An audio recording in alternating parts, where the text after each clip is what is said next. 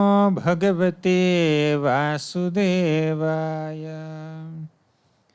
ॐ नमो भगवते वासुदेवाय।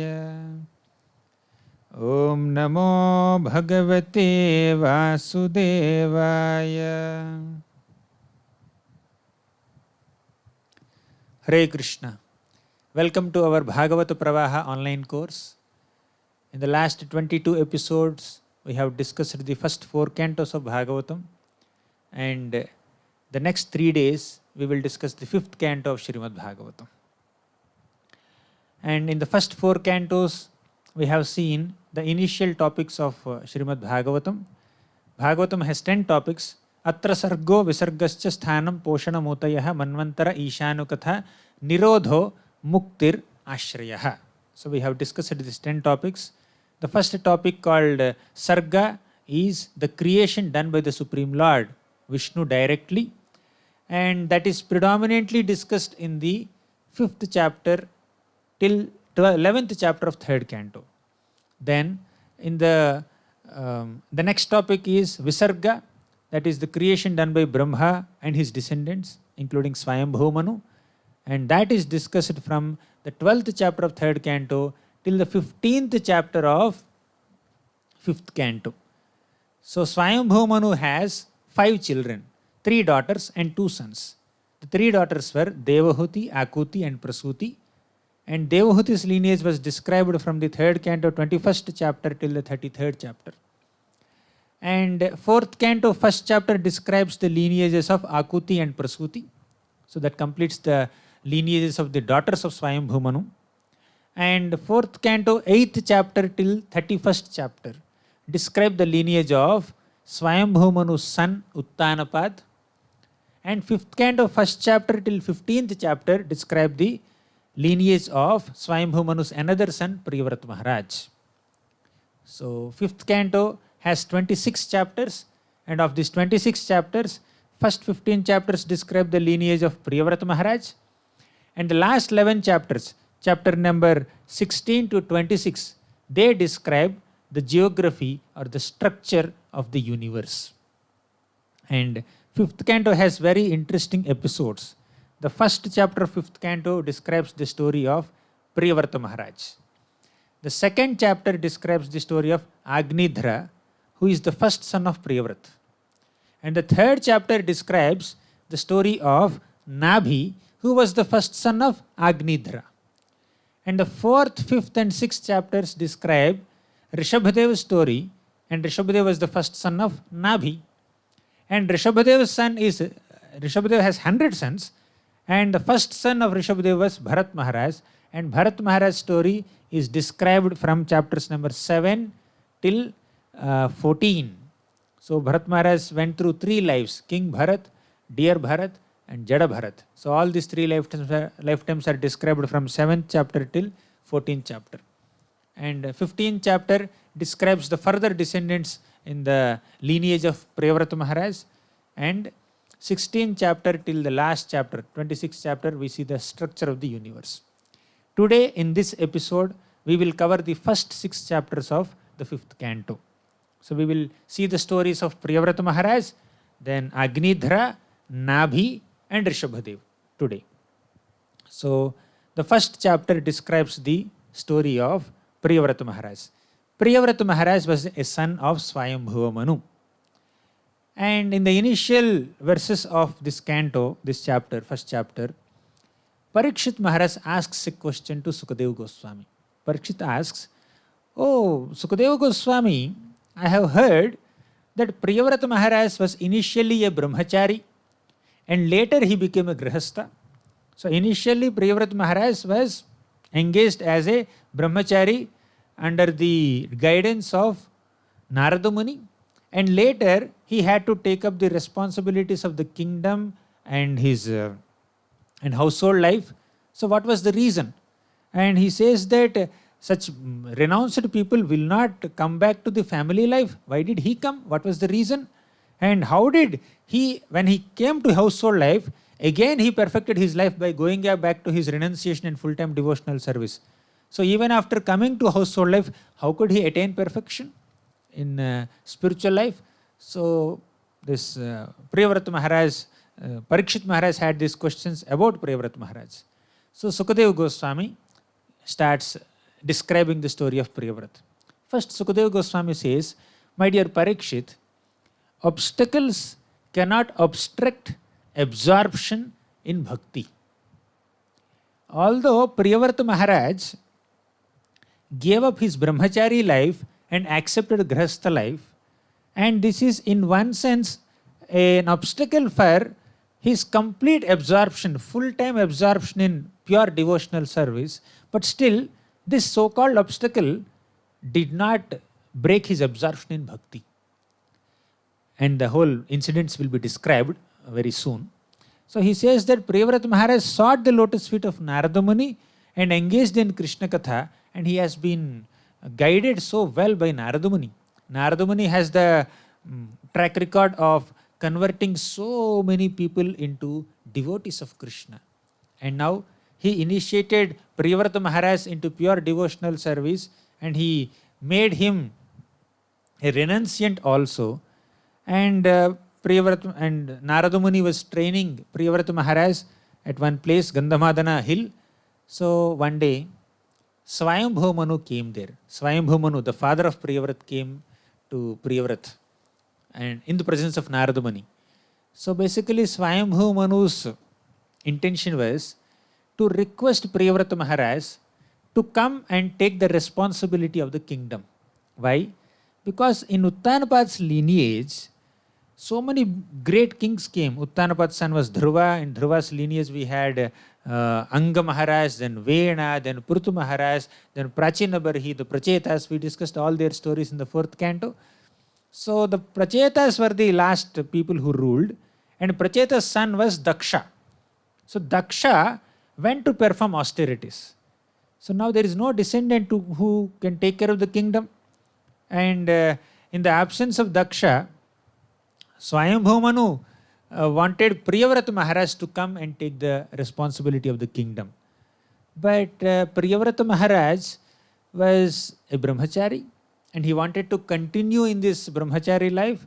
So he could not say yes to Swayambhu Manu, and he could not say no also, because Swayambhu Manu had a very genuine reason why he is asking.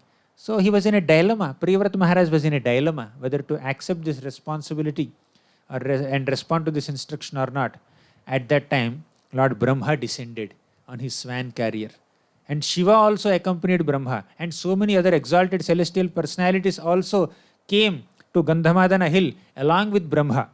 So, in this meeting, Brahma was present, Swayambhu Manu, another Mahajan, and Priyavrata Maharaj, Narada Muni, Shiva, and so many exalted personalities were present. So, then Brahmaji started speaking to his grandson. So Brahma's son was Swayambhu Manu. Swayambhu Manu's son is Priyavrata. So Brahma is the grandfather of Priyavrata Maharaj. So Brahma started speaking to Priyavrata with a grave smile. He said, "Oh Priyavrata, it is the Lord's order, it is the Supreme Lord's order that you have to accept the responsibility of the kingdom and household life. One cannot assume the role of a king while being a brahmachari. One has to accept household life also. So one has to become a grahastha, then become a king, and he has to give a proper descendant, successor also to take care of the kingdom. That's a responsibility. One cannot remain as a celibate while ruling the kingdom." So he says that it is the Supreme Lord's order that you accept this responsibility of the kingdom. Even Shiva, Manu, Narada, everybody has to follow the Lord's order.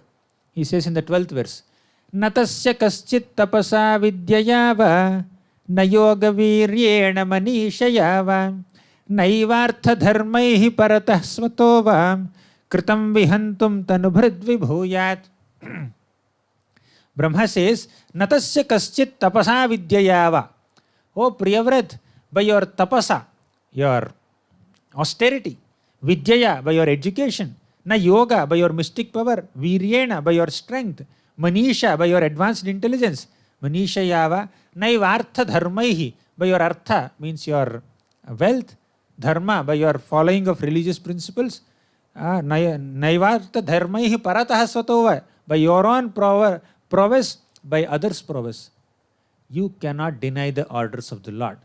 However exalted you may be in your austerity or education or wealth or power or influence, etc., you have to follow the instruction of the Supreme Lord. He says, Kritam vihantam tanubhrad vibhuyat.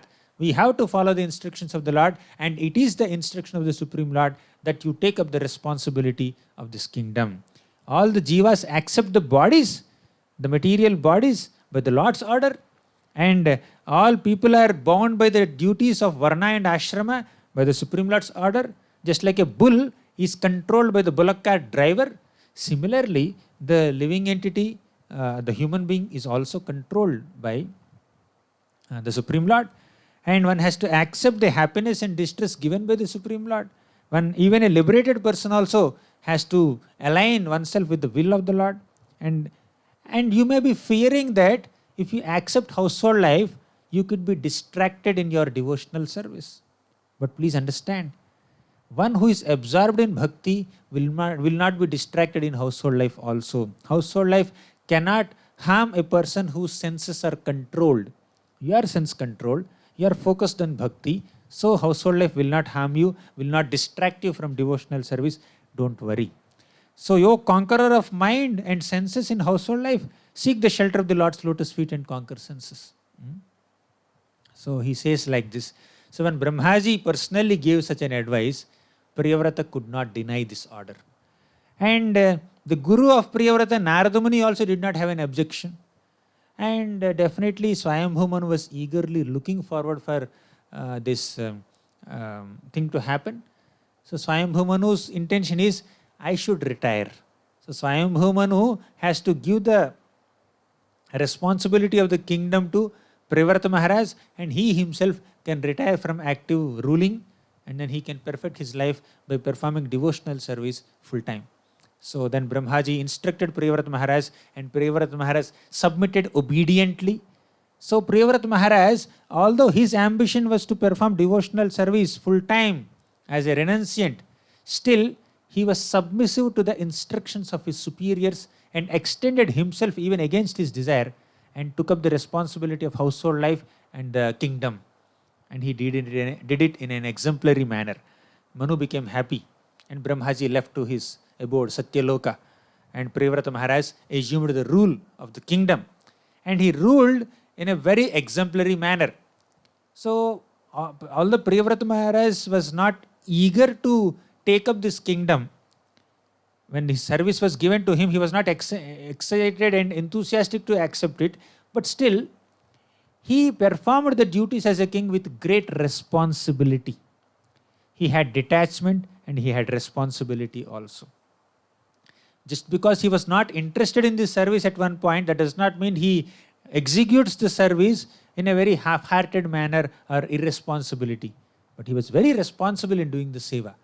And Priyavrata Maharaj married Barhishmati, and he got 10 sons and one daughter also called Urjaswati. And out of these 10 sons, 3 sons, their names are Kavi, Mahavira and Savana. These 3 people became brahmacharis again. And the remaining 7 sons assumed the rule of the kingdom. And Priyavrata had another wife, second wife. And that second wife had 3 sons, Uttama, Tamasa and Raivata. This Uttama, Tamasa and Raivata, these 3 are the Manus of the next 3 Manvantaras. The first Manu was Swayambhu Manu, and this Uttama, Tamasa, Raivata became the Manus for 3rd, 4th and 5th Manvantaras. So Priyavrata Maharaj, although he was not a Manu, but still his contribution to the universe and the universal maintenance was tremendous, that he gave 3 Manus. He gave his 3 sons as Manus for the coming 3 Manvantaras. And Priyavrata ruled like this for 11 Arbuda years. And finally he realized that I am getting too absorbed in this household affairs, so let me go back. But one more thing that he has done before his departure, before his renunciation was, Priyavrata was once dissatisfied with the movements of the sun. So the sun was giving his light in one side of the universe, in one hemisphere, and the other side of the universe was dark. So Priyavrata Maharaj felt that it should not happen like that. So Priyavrata Maharaj expanded himself into another form. Two Priyavrats. One Priyavrat was there in his kingdom ruling the citizens, and Priyavrat's expansion, another Priyavrata, was driving a chariot, very effulgent chariot, and he was giving light on the other side of the universe by his own power. So Priyavrat Maharaj, like that, he encircled, he circumambulated his Bhumandala. So as Priyavrata Maharaj was going around this Bhumandala, his chariot wheels created 7 impressions, 7 ditches in this Bhumandala. Bhumandala was so vast, several billions of miles wide. So we will discuss the structure and the dimensions of this Bhumandala, this whole universe, in the 3rd session in this series. Today is the 1st day. So Priyavrata Maharaj has created 7 ditches in this Bhumandala, and these 7 ditches became 7 great oceans. And Priyavrata Maharaj's 7 sons became the rulers of these 7 islands. So he created 7 oceans in the Bhumandala. So these 7 oceans naturally formed 7 islands in the Bhumandala. And these 7 islands were ruled by the 7 sons of Priyavrata. Priyavrata had total 13 sons. 10 sons from his first wife and 3 sons from his second wife. The 3 sons who came from the second wife became Manus for the 3rd, 4th and 5th Manvantaras. And the 10 sons who came from the first wife, 3 of them became celibates and 7 of them became rulers of these 7 islands. So that is the glory of Priyavrata Maharaj. So he divided this Bhumandala into 7 islands and also gave 7 rulers to these 7 islands, and he gave Manus for the next 3 Manvantaras, and then he retired, and he again attained the position of a renunciant, and he reinstated himself in the position that was given to him by Narada Muni. So how can this Priyavrata Maharaj imitate sun? It's not that Priyavrata Maharaj wanted to supersede sun or compete with sun god. He did it in a mode of service. He replicated sun's movements in the mode of service, not to outsmart sun god. And how could a devotee like, how could Priyavrata Maharaj perform such unimaginable and inconceivable thing? We cannot dismiss this as mythology or imagination. Sukadeva Goswami speaks a beautiful shloka to explain how devotees can do unimaginable things. He says in the 35th shloka, Naivam vidha purushakara urukramasya pumsam tadanghirirajasa jita shadgunanam chitram vidura vigataha sakridadaditam yannama dheya madhuna sajahati bandham. So he says, Naivam vidha purushakara urukramasya. There is no surprise that devotees of the Supreme Lord can perform such unimaginable deeds. So the Lord is called Urukrama because he performs inconceivable activities. The Supreme Lord assumed the form of a dwarf Brahmana called Vamanadev, and he begged 3 steps of land from Bali Maharaj, and he expanded himself into such a huge form. He is called Trivikrama in that form. And he covered the entire universe with just 2 steps. And he even pierced the coverings of the universe and allowed the celestial Ganges to descend into this universe. So that is the glory of the Supreme Lord, Urukrama, in his pastime as Trivikrama, Vamanadev. If the Lord can perform such unimaginable and inconceivable activities, why can't the devotee perform? Devotee is empowered by the Lord, and devotee also can do. Just like Vamanadev covered the entire universe with his 2 footsteps, Priyavrata Maharaj can create 7 islands in this Bhumandala. So there is nothing to be surprised in this. Yan nama dheya madhuna sajahati bandham. Just by chanting the name of Krishna, one can be relieved of entire bondage of this material existence. So one needs to understand that when devotees perform such inconceivable activities, there is nothing to get surprised or bewildered or astonished there. There is nothing to disbelieve there. So Priyavrata, after performing all these great deeds, and one more thing, Priyavrata had a daughter named Urjaswati. She married Sukracharya. So we discussed about his sons, and now we discussed about his daughter also. Then Priyavrata Maharaj had 13 sons. Of them, there is this Agnidhra, who was the first son.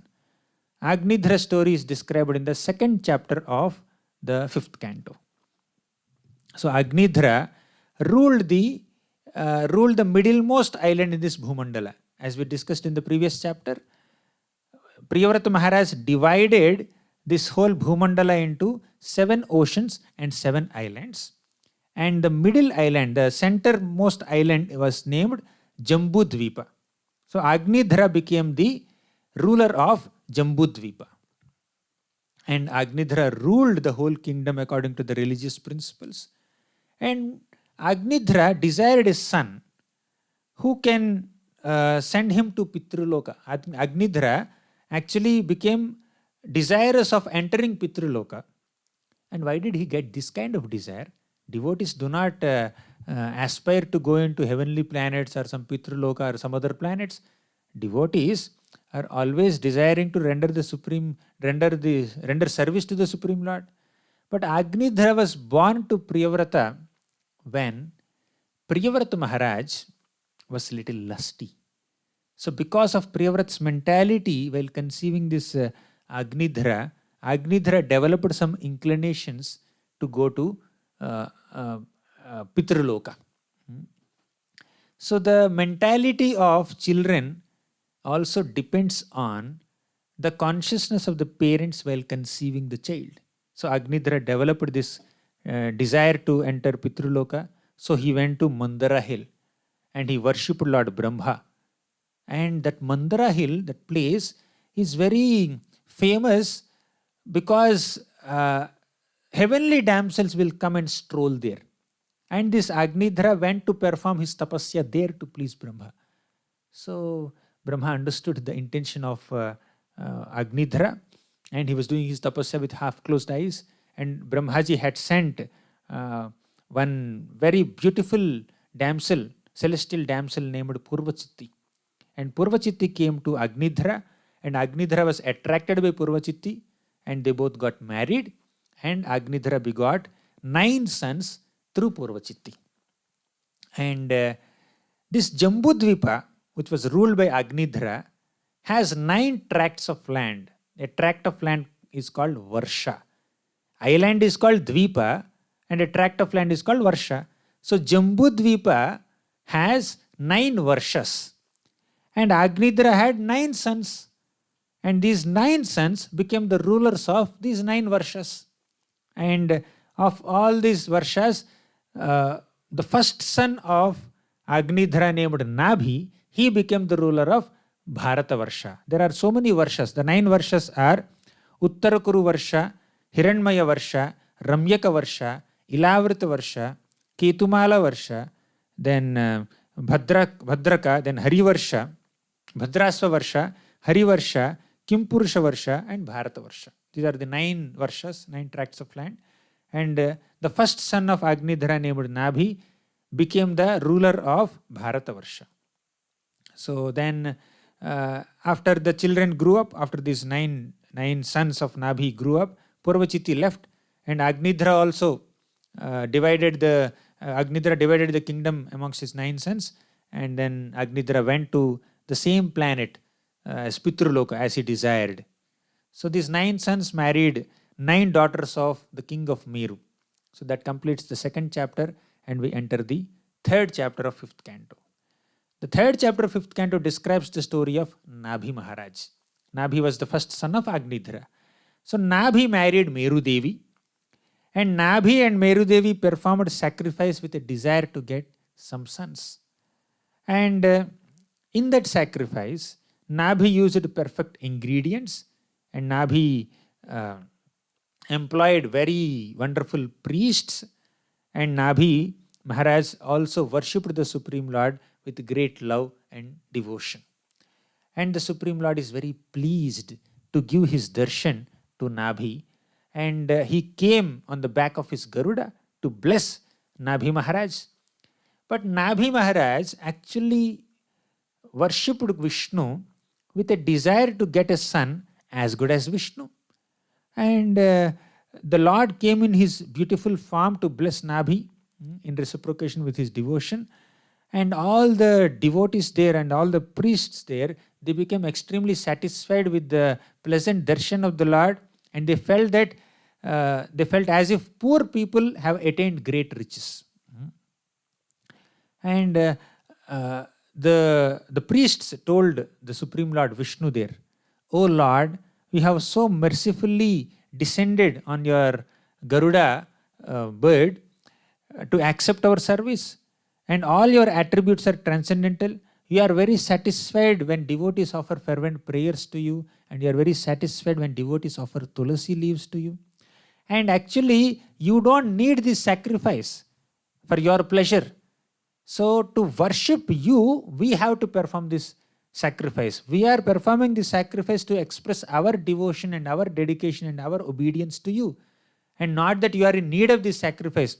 Although you have come here on the back of Garuda as if you are very curious to know what's happening here, but still you are not in need of sacrifice. It is our need, it is the devotee's need to worship Krishna, and it is not the need of the Supreme Lord to accept all our offerings. So you are Arhattama, you are Varadarshaba, you are the best of all bestowers of benedictions, and your appearance in front of all of us is your greatest benediction bestowed upon us." Then in the 11th sloka they say that your personal appearance is very rare, even for those people who feel very blissful in chanting your glorious activities and attributes and qualities and names. So even such fervent devotees also may not attain your darshan. Your darshan is extremely rare, but you have come here. But we are very sorry. We have performed this sacrifice with a material motivation. This is a materially motivated sacrifice. "Oh Lord, please help us remember you at the time of death." They offered such a prayer. And later they said that this Nabhi is not very intelligent. He had a material desire. He has a desire to get a son who is as good as you. So Prabhupada writes in the 10th canto of Srimad Bhagavatam also that one, instead of worshipping the Supreme Lord to get a son, to get a son as good as him, or to call the Supreme Lord to this world, we worship sometimes. So instead of bringing the Lord to this world, better we perform Bhakti Yoga and go to his planet. That is a better proposal. Some people may aspire for the credit or the position of being the parents of the Supreme Lord. So in that sense, Nabhi's desire to have a son as good as the Supreme Lord is considered material by these priests. So when they said like that to the Supreme Lord Vishnu, they even said that please tolerate our offense for calling you to this materially motivated sacrifice. Then the Lord spoke, "Oh priests, you prayed for someone who is to have a son who is equal to me, but there is no one who is equal to me. I am only equal to myself. So I will become his son. So a partial expansion of myself will appear as the son of this Nabhi and Meru Devi. So no one is equal to me. I will personally expand as a son." Then the Lord appeared as a child of Nabhi and Meru Devi. So his name was Rishabhadev. So that completes the 3rd chapter, and we enter the 4th chapter of Srimad Bhagavatam, 5th canto. And the 4th chapter describes the characteristics of Rishabhadev. So the Lord, Rishabhadev, was born of Nabhi and Meru Devi, and he became a very exalted king, and he had all symptoms of the Supreme Lord, and all the citizens and Brahmanas and demigods wanted him as the ruler. And Rishabha means the best of all human beings. He is the greatest of all people. And once, then Rishabhadev became the king of this Bharatavarsha. And once, this Indra, the king of heaven, became envious of Rishabhadev. And Indra is the bestower of rains. And being envious of Rishabhadev, Indra did not bestow any rains in Bharatavarsha. Then Rishabhadev created rains by his own mystic power. And seeing that, Indra became very humbled. So then Indra gave one woman, Jayanta, to Rishabhadev, and Indra and Rishabhadev has married her. And eventually Nabhi married Rishabhadev, and Rishabhadev is very popular and very loyal to the Vedic system, and he's guided by the Brahmanas. And eventually, Nabhi and Meru Devi retired because they made Rishabhadev as the king, and they themselves have retired. And Nabhi and Meru Devi, Nabhi is praised by great sages and saints because Nabhi is such a wonderful devotee of the Lord that the Supreme Lord Vishnu has descended in this sacrifice and gave him darshan personally. And Nabhi has pleased the Brahmanas and priests so well that they have requested for the Supreme Lord Narayana's presence in Nabhi's sacrifice, and they showed Narayana to Nabhi. So although initially Nabhi's desire to have a son as good as the Supreme Lord was considered a material desire, later, after the Lord became the son of Nabhi, Nabhi developed Vatsalya Rasa towards Rishabhadev. So initially one may approach the Lord with certain material desires or material motivations, but by performing bhakti, eventually there is a transformation in the desires and attitude and consciousness of devotees. So whether we have material desires, whether we have no desires, or whether we are specifically desiring for liberation, one should always approach the Supreme Lord Vishnu or Krishna only. Akamaha sarvakamo va mokshakama udaradhihi tivrena bhakti yogena yajeta purushah param. So one has to worship the Supreme Lord only, as discussed in this beautiful shloka. So after Nabhi retired, then Rishabhadev initially led a ideal brahmachari life and later led a ideal household life, grahastha life. And Rishabhadev married Jayanti and he had 100 sons. So Rishabhadev had 100 sons. Of these 100 sons, 81 sons became perfectly qualified Brahmanas. Nabhi was a Kshatriya. Nabhi's son Rishabhadev was a Kshatriya. And Rishabhadev's 100 sons are supposed to be Kshatriyas. But 81 of them became qualified Brahmanas. Only 10 of them became Kshatriyas. And what happened to the remaining 9? Remaining 9 people became Mahabhagavatas beyond this Varnashram system only. They are Navayogendras. They are Mahabhagavatas, exalted devotees. And the story of Navayogendras will come in the 11th canto. So now this Rishabhadev has 100 sons. 9 became Mahabhagavatas, Navayogendras, and 81 became perfectly qualified Brahmanas, and 10 people became Kshatriyas. So this family of Rishabhadev is a proof that one's Varna is not decided based on one's birth, but it is decided based on one's qualifications. So Krishna says in Bhagavad Gita, Chaturvarnyam maya srishtam guna karma vibhagashah. So 4 Varnas are created by the Supreme Lord Krishna, and they are divided as Brahmana, Kshatriya, Vaishya, Sudra according to their gunas, qualities, and karmas, activities. Not exactly according to their, birth. Birth is not the right qualification. Then Rishabhadev manifested so many exemplary qualities. He was ideal in his conduct, and his citizens used to follow him because common people follow great people, and he's very strict in following the Kshatriya dharma, and he took the advice of Brahmanas, guidance of Brahmanas, and he ruled the Vaishyas and Sudras very perfectly. So he was Kshatriya, perfect Kshatriya, and he was guided by Brahmanas, and he was ruling Kshatriya, Vaishyas and Sudras properly. And he satisfied Vishnu through various sacrifices, and all the citizens of Rishabhadev were completely satisfied. And Rishabhadev and his 100 sons once reached a place named Brahmavarta. They were touring different places, and they reached a place named Brahmavarta. And at that place, Rishabhadev gave his teachings to his sons. And those teachings are described in the 5th chapter of this canto. The 5th canto, 5th chapter is filled with the teachings of Lord Rishabhadev to his sons. The first shloka says, Rishabhadev's teachings.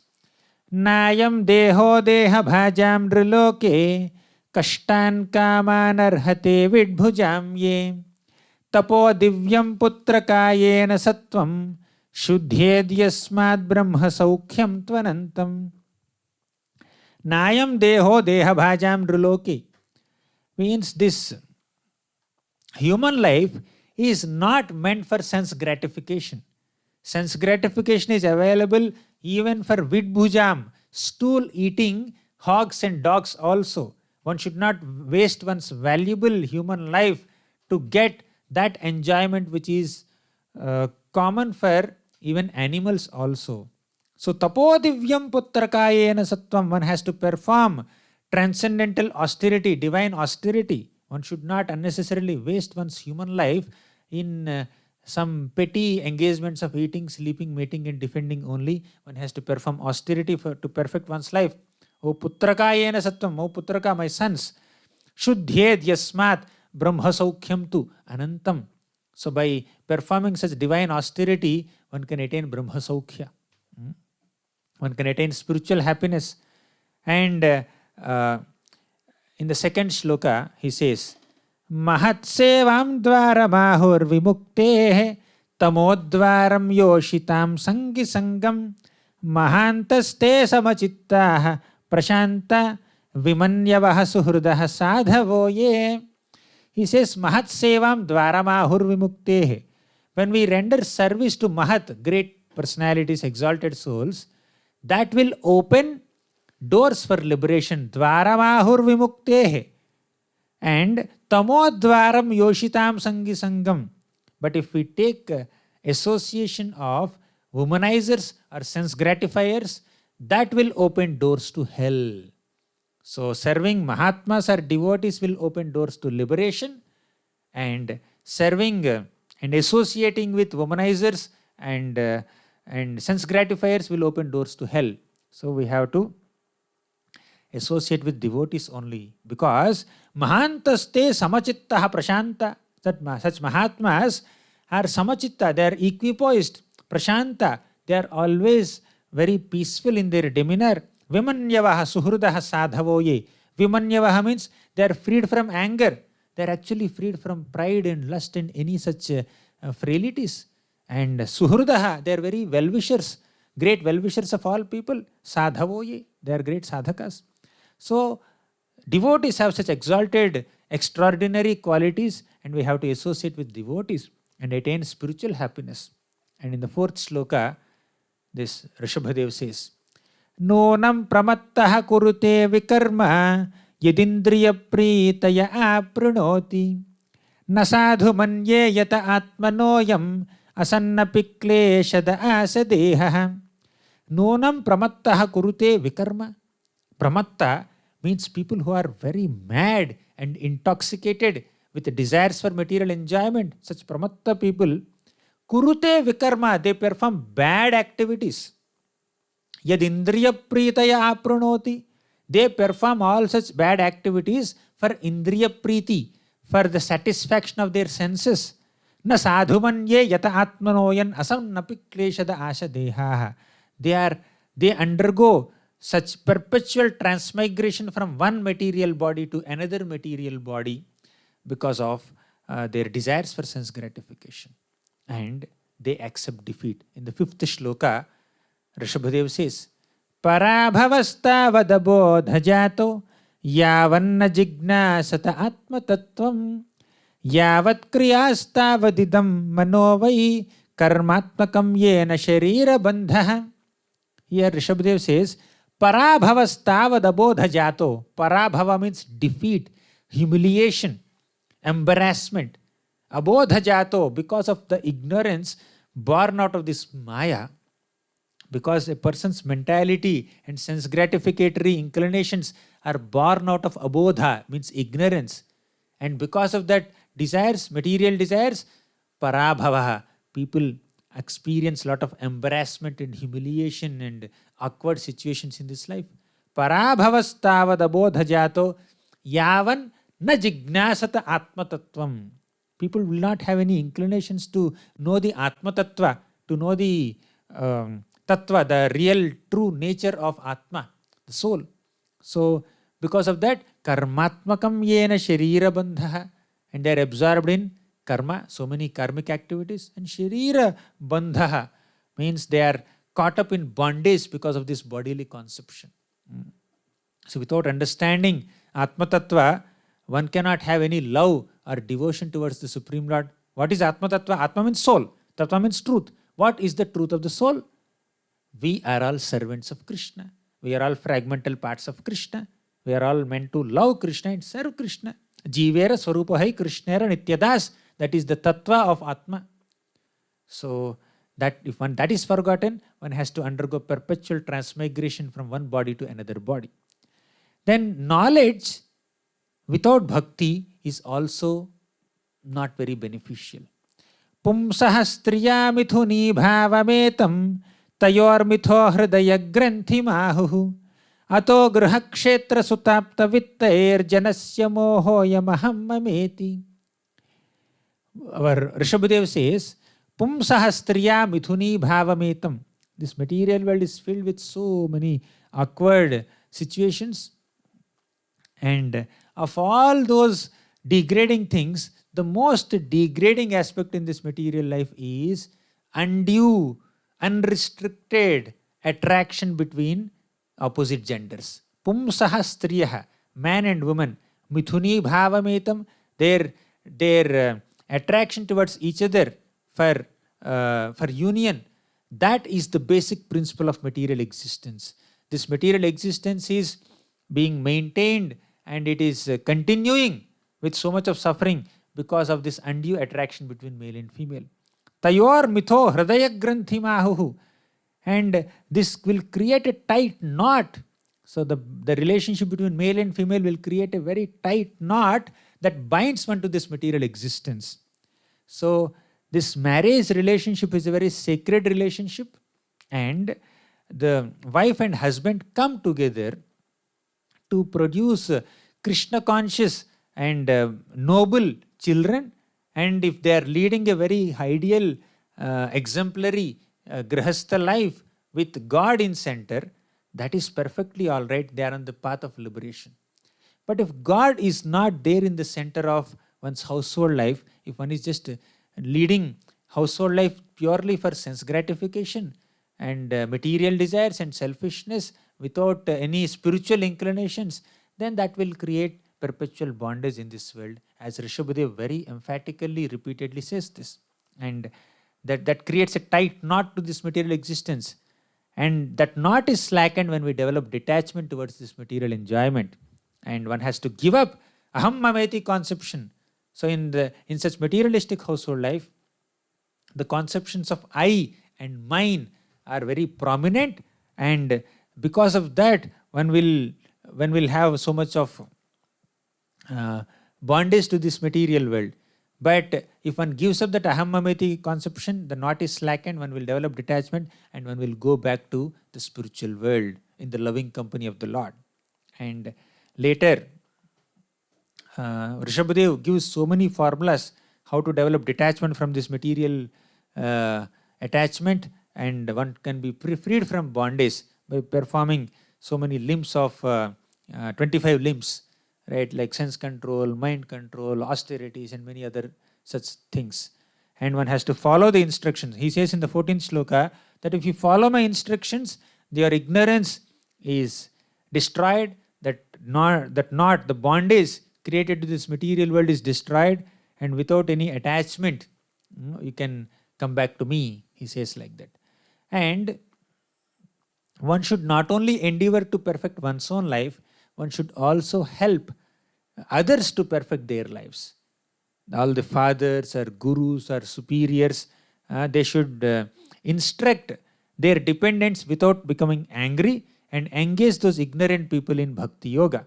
And one should not allow ignorant people to continue on the path of karma. One should enlighten them. One should bring them on the path of bhakti. And in the 18th shloka, Rishabhadev says, Gurur na sasyat janan svajano na sasyat pita na sasyat janani na sasyat daivam na tatsyan na patischa sasyan namochayedyaha samupeta mrityum. Gurur na sasyat. One should not become a guru. Svajanona sasyat, one should not become a relative. Pitana sasyat, one should not become a father. Janani na sasyat, one should not become a mother.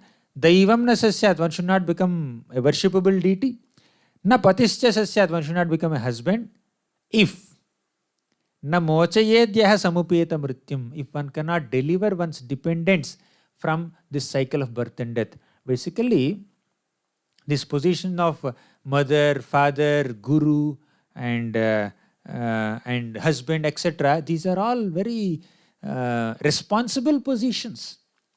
So one cannot assume that responsible position without having an ability to deliver their dependents from this material existence. That is the strong instruction given by Rishabhadev. So basically, an elder or a superior should try one's best to guide their dependents on a right path, on a righteous path, on the path of dharma and on the path of bhakti, on the path of devotion to God. So for that, one should oneself develop devotion to the Lord.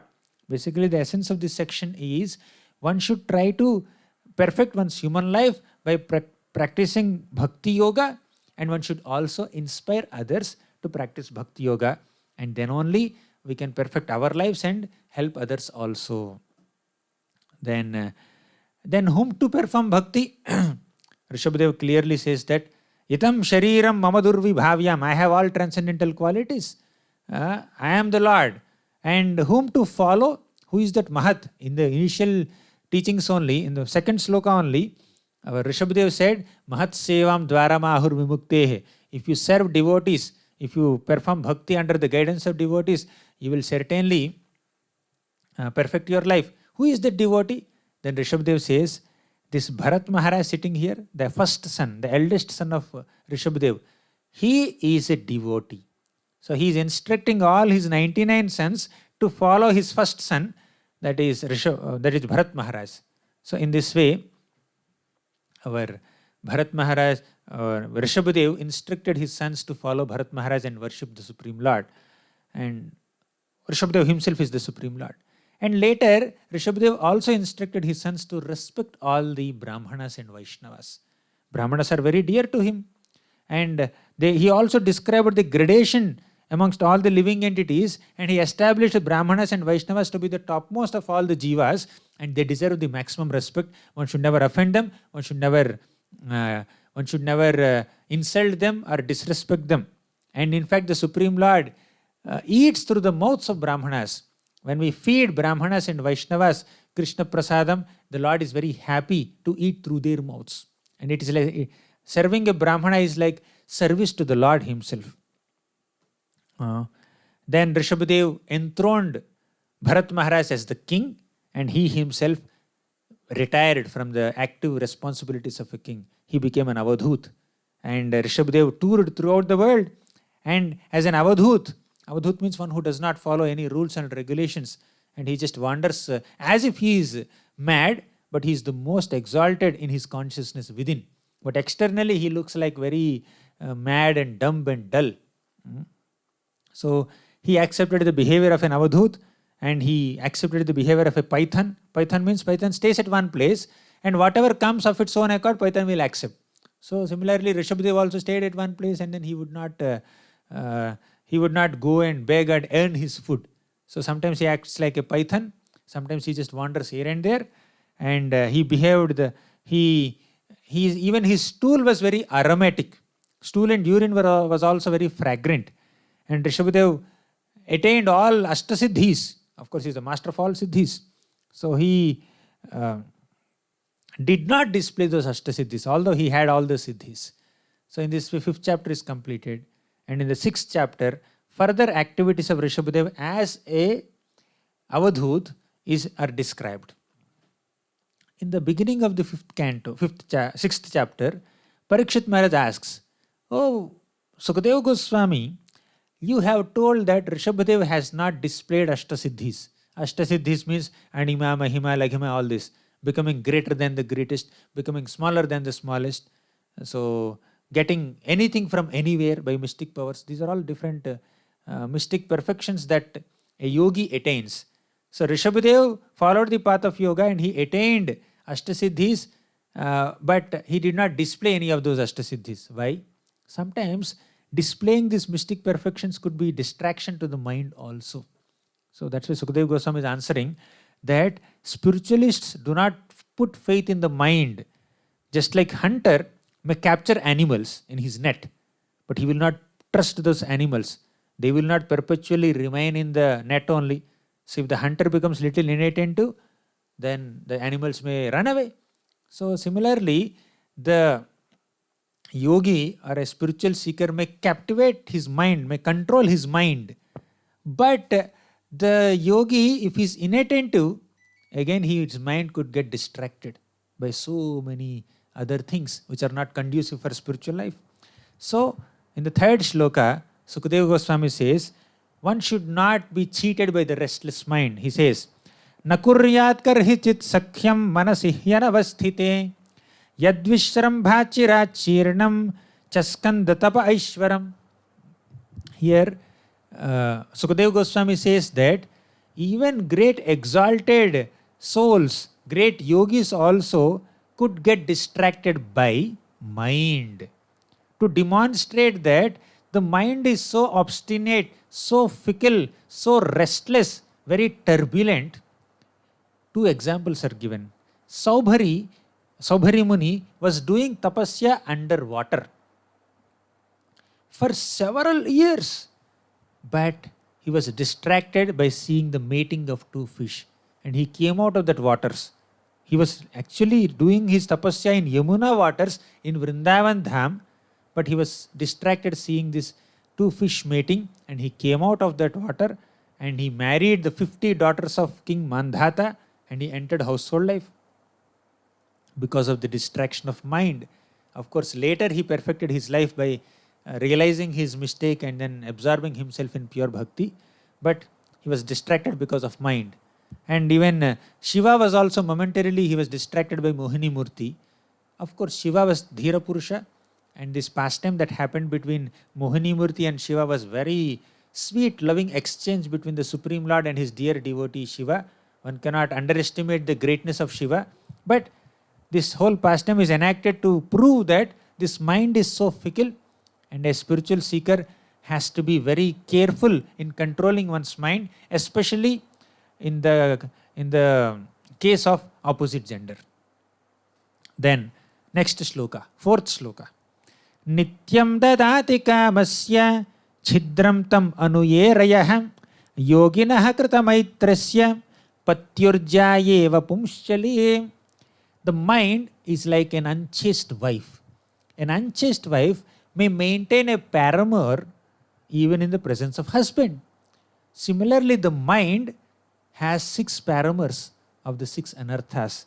The mind, although the person is doing his tapasya, his yoga, and he is pursuing spiritual life, but still the mind, which is here considered like an unchaste wife, so this mind could maintain paramours like lust, envy, pride, greed, anger, etc. So that's why mind is compared to Pumshchali. And the person who is doing yoga or spiritual life, he is considered Pumshchali Pati, the husband of a unchaste woman. And fifth shloka describes Kamo manyurmado lobha shokamoha bhayadayah karma bandhascha yanmulaha svikuryat konu tadbudhaha. This mind always gives into such frailties like kama. Kama is lust, manyu, anger, then mada, intoxication or pride, lobha, greed, shoka, lamentation, moha, illusion, bhaya, fear. So all these bad qualities are seen in the mind. And who will trust that mind? Who will trust such a fickle mind? So even Arjuna said in Bhagavad Gita that mind is so obstinate. Chanchalam himanaha Krishna pramathi balavadrudham tasyaham nigraham manye vayor iva sudushkaram. I can control even wind. I cannot control mind. Wind is easy to control. Mind is not easy to control. And who says this? Arjuna says this while sitting right in front of Krishna. So, because the mind is so fickle, Rishabhadev did not display any mystic siddhis. When somebody may display mystic siddhis, he will get popularity. One could become victimized by that popularity. So like that, devotees are very careful not to give in to the games of the mind. And Rishabhadev was acted like an avadhuta. In the 6th sloka it is mentioned. Rishabhadev acted like an avadhuta to teach other yogis how to give up body. He was wandering like a madman, and people saw Rishabhadev and they were mocking Rishabhadev. As you are seeing in those two pictures, Rishabhadev was being mocked by different people. He was behaving like an ordinary person. He was not even dressed properly, and some people were chastising him and speaking bad words about him. And eventually, Rishabhadev entered a forest. And in that forest, there was a forest fire, huge forest fire. And Rishabhadev entered that forest fire and gave up his body. And in fact, Rishabhadev does not have a material body to give up. His body is spiritual. He is the Supreme Lord. But still, to set a right example for all the future yogis to follow, Rishabhadev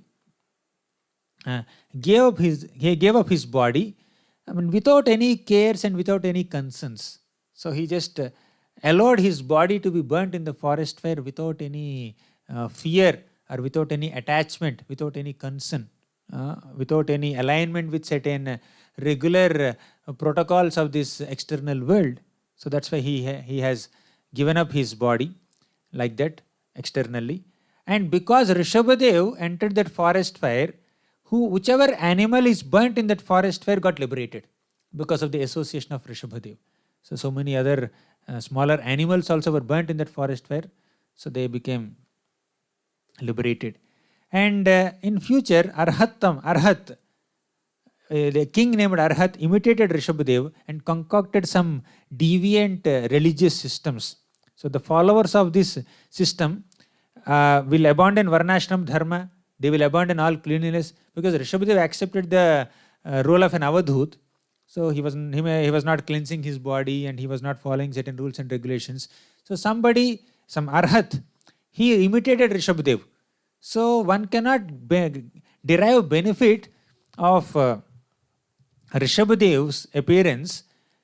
One cannot derive benefit by following his avadhut style, by following his behavior as an avadhut, like wandering like a madman, wandering naked, not being clean. This is not the main thing that we have to learn from Rishabhadev. But the main thing that we need to learn from Rishabhadev was his teachings described in the 5th chapter of Bhagavatam, 5th chapter of the 5th canto.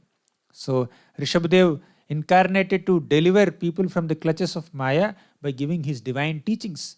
And Rishabhadev imitated the role of an avadhut. How one has to give up any attachment to this world, and one has to give up body without any attachment. But people imitated his activities as avadhut, like wandering naked and all that kind of things, but without imbibing the spirit of detachment that he is demonstrating. And more than all these things, one needs to follow the teachings of Rishabhadev as he has given to his 100 sons. And great sages glorify Rishabhadev. This Bharata Varsha has become so pious because people glorify the Supreme Lord, and so many incarnations of the Supreme Lord, including Rishabhadev, manifested there. And in the dynasty of Priyavrata Maharaj, Rishabhadev manifested, the Supreme Lord appeared in this glorious dynasty. So which yogi can follow Rishabhadev? He could control his mind and he could give up all the mystic siddhis also. He rejected all yogic perfections. And by hearing and speaking the story of Rishabhadev, one can attain pure devotional service. And in this way, Sukadeva Goswami has concluded his description of the story of Rishabhadev. And Parikshit Maharaj has been hearing this beautiful activities of Rishabhadev, and Parikshit Maharaj felt little bad. Why? Because he felt that in Priyavrata Maharaj's dynasty, the Supreme Lord appeared as Rishabhadev.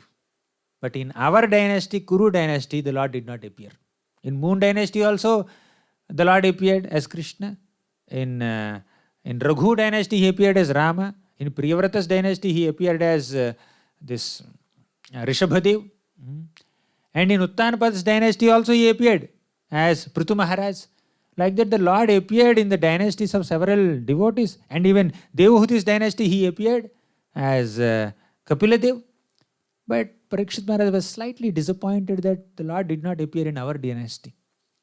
So to console Parikshit Maharaj, Sukadeva Goswami speaks a beautiful verse concluding this chapter. He says, Rajan patir gururalam bhavatam yadunam Daivam priyah kulapatihi kvacha kinkaro vaham Astveva manga bhagavan bhajatam mukundo Muktim dadati karhichit smana bhakti yogam Rajan patir gururalam bhavatam yadunam. Oh, Parikshit Maharaj, don't worry that Krishna did not appear in your dynasty. So, oh Raja, yeah, that Krishna is the direct well-wisher. He is the master. He is the guru of all the Pandavas. Daivam, he is the worshipable deity. Priyaha, very dearest friend. Kulapatihi, Kvacha Kinkarova, he acted as a servant also to your grandfathers. So, Krishna had such a deep friendship with the Pandavas. Although he did not appear in the dynasty of the Pandavas, he had such great and deep friendship with the Pandavas. Astveva manga bhagavan bhajatam mukundo muktim dadati karhichit smana bhakti yogam. The Lord has bestowed such pure devotion unto the Pandavas, and the Lord will bestow bhakti easily, not mukti. Lord can bestow mukti easily, but not bhakti. The rarest possible bhakti or love for Krishna was available for the Pandavas, while other people may attain some mukti, which is much easier to attain than bhakti. So thus, Krishna is extremely affectionate to the Pandavas. Although he did not appear in the dynasty of the Pandavas, he was very kind to the Pandavas, and you are the direct descendant of Pandavas. You are directly the grandchild of Arjuna, who was the dearest associate of Pandavas, of Krishna. So you are extremely fortunate. Don't worry, Parikshit Maharaj. In this way, Sukadeva Goswami has consoled Parikshit Maharaj. And that completes the 6th chapter of the 5th canto. And today we have completed 6 chapters in this first episode. So in these 6 chapters, we discussed the stories of Priyavrata Maharaj, Agnidhara, Nabhi, and Rishabhadev and his teachings. And in the next episode, we will discuss about Bharat Maharaj and his 3 lifetimes as King Bharat, Dear Bharat, and Jada Bharat. Thank you all very much. Granthara Srimad Bhagavatam ki jai, Srila Prabhupada ki jai.